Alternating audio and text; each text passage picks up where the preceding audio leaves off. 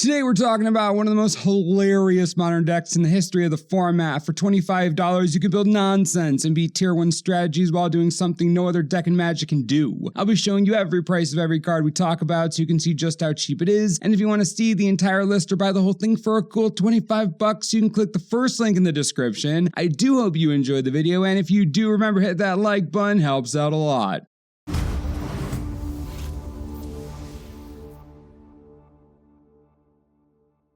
This deck runs playsets of Eye of Nowhere, Boomerang, Regress, and Resounding Wave. Oh yeah, that's right, we're bouncing things all day. And not what you'd normally bounce like creatures, we're bouncing lands, that's right. All these cards were printed before Wizards decided to do away with all permanent bounce effects. This strategy is as toxic as it gets and it's amazing. We're not even done with the land bounce spells. We also get to include a playset of Consign to Dream, Wipe Away, which has Split Second, nice, and Surging Ether, the land bounce spell with a Ripple. Yeah, Ripple! This is the deck we're running. In case you weren't counting, that's 28 land bounce spells. Half the deck bounces our opponent's lands back to their hand. You might be thinking to yourself, how could this be useful? Why would this ever be good? Think about it for a second. They play a land, you unsummon it. That puts the land back into their hand as they draw more cards. They can't play because you keep returning lands to their hand. Unlike regular unsummoned spells, land bounce spells not only time walk for you, but they also set your opponent back. Not only do you gain tempo, they lose it. Lands are the building block of most Magic strategies. Imagine cutting that off. Your opponent's hand fills with extra lands and cards they can't play because they can only get one land down per turn, which you unsummon.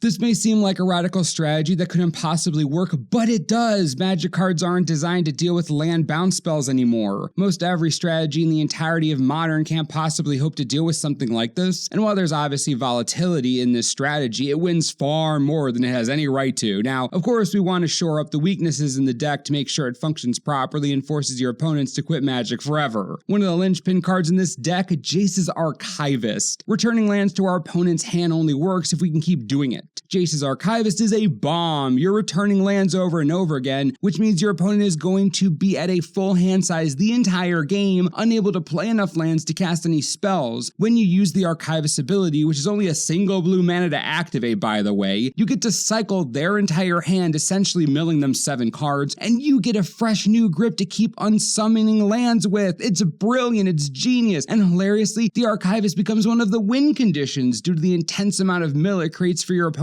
You can't tell me this isn't hilarious by now, it's beyond funny. In addition to the Archivist running a pair of Dictate of Crewfix, it really is imperative that we find a way to draw more cards before we run out of unsummons. Dictate of Crewfix has way more value for us than it does for literally any opponent ever. Those extra cards are more bounce spells for us and more spells our opponents can't cast. It's an easy deal to make. On a 1-for-1 basis, our cards are worth much more than theirs. Dictate of Crewfix is a true all-star in this strategy. We can't always count on the Archivist to win all of our games for us, that's why the deck includes a playset of Delver of Secrets. The deck has half triggers for Delver, the card's just good, we have no other affordable bounce spell to play, it presents an early and powerful threat and forces our opponents to fight a war on 2 fronts. They can deal with the Archivist or the Delver, but most of the time they can't deal with both while we're bouncing their lands. We're trying to apply as much pressure as possible, and a turn 2 3/2 is a lot of pressure by any standards. Solid include and it helps put this deck over the top. Another card that may seem out of left field is Elixir of Immortality. Sometimes games are going to go a bit longer than we want. Sometimes we need recasts of our bounce spells or creatures, especially against decks that can function easily on a single land. Elixir of Immortality is super cheap, easy to activate, gains us life in case we're against some aggro nonsense, and shuffles our yard back in, which will be full of spells we need, giving life to bounce shenanigans all over again. A way to make sure that we don't deck ourselves before our opponent refuels our library. It's a win-win. Perfect one of in the deck, designed to cycle to high heaven, it's a worthy include.